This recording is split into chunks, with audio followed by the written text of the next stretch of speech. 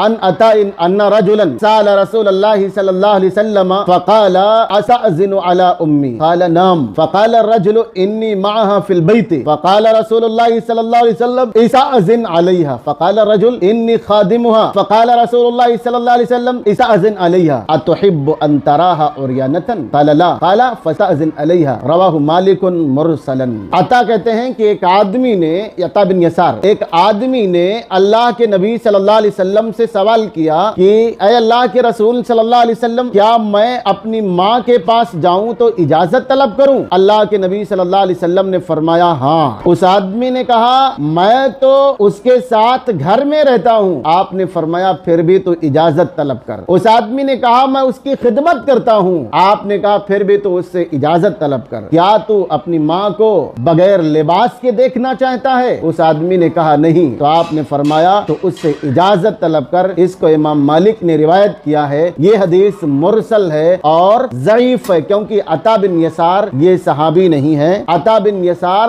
تابعی ہیں، اور انہوں نے کس سے سنا ہے یہ پتہ ہی نہیں ہے، اس لیے روایت کیا ہے؟ ضعیف ہے۔